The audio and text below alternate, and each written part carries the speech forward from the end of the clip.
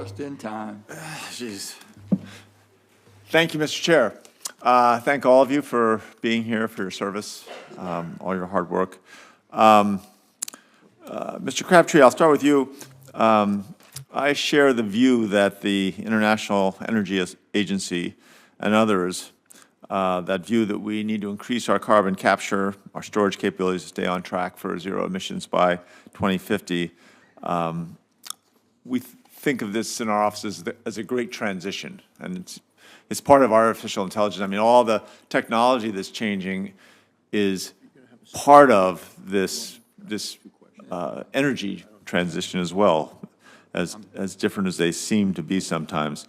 I think what we've been lacking in the energy great transition is a business plan, where we look at all the various risks and opportunities, try to be able to map out specific priorities and why this priority over that priority. And I think that's part of, we need to get the private sector fully engaged. DOE is using funds from the bipartisan infrastructure law to look at productive uses for carbon, including those uses that can create revenue and hopefully generate long-term success. So can you describe a little bit more of Department of Energy's carbon utilization programs and how they can help achieve long-term economic vitality in this arena? Senator, thanks for the question. Good to see you again. I actually really, everyone says appreciate the question, but I appreciate this question because carbon conversion hasn't actually received the attention it deserves. Part of it, I think, is that there's a lot of different technologies and potential business models. It's a much broader and more diverse and complex field than, say, capturing CO2 from even the industrial sector, especially from power plants. Right. And it's also, relatively speaking, newer. And so if you look at the infrastructure bill was important because it actually doubled our office's funding for carbon conversion from $50 million a year to roughly $100. But if you look at the relative investments across a carbon management portfolio and in the infrastructure bill, it's still a very small part of the larger puzzle. We think it could be quite a bit bigger. In terms of thinking about some of the pathways, first of all, it's not just CO2, it's also carbon monoxide that comes out of industrial processes, steel production in particular, before it then becomes, it's right. Combusted, it becomes CO2. And so we're going to be providing support to things like the development of building materials from waste carbon emissions. There's a lot of attention, of course, to taking cement and then, of course, making concrete and curing, having CO2 in that curing process.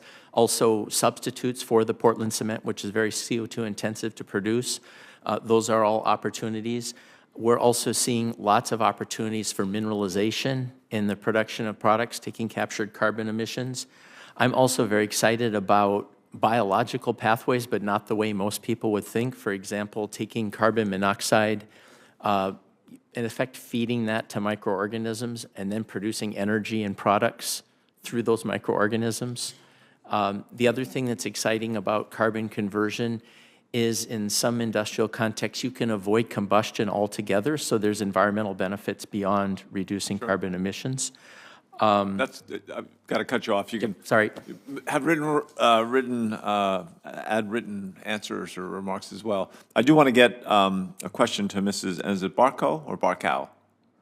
Barcow. The U.S. Geological Survey, and I bored most of you one time or another with the fact that I am an ex-geologist.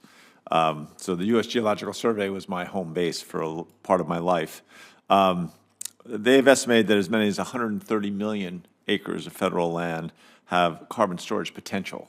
And that includes large basins in western states like Colorado.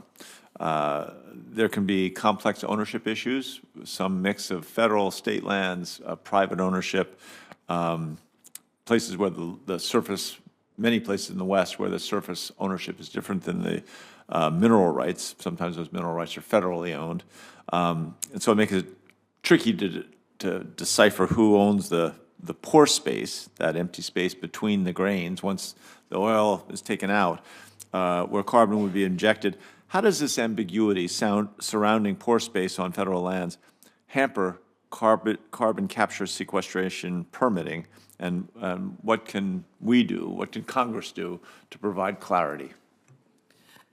Yes, it's certainly an issue that's in Wyoming. Our southwest corner of the state is a checkerboard pattern consisting of state or private lands mixed with federal lands. Those old railroads. Yep, exactly. And it is a problem, not understanding how to correlate the right-of-way authorizations with the Class 6 permitting. And financial assurance will play part of that. The split estate is certainly an issue that we're currently seeing with some of our permits where it's a private surface owner, and so in Wyoming, the surface owner is the pore space owner. But there's federal minerals there, and what exactly their role will be when it comes to the right-of-ways and the Class 6 permitting, in receipt of comments from BLM for this particular situation. There needs to be further guidance on how the roles and responsibilities of the different agencies, whether it's a state with primacy or EPA, for that Class 6 permitting, and the BLM, so that there's not duplication of efforts during the review process is really needed. Duplication of efforts not in government. I can't imagine that. Anyway, I have more questions. I will submit them in writing, and I appreciate all of your being here. I yield back to the chair. Senator Daines. Chairman, thank you. Ranking Member Brasso, thank you as well. Since taking office, the Biden administration has promulgated rule after rule attacking Montana oil, Montana gas, Montana coal. At this moment in history, as we're watching what's happening, the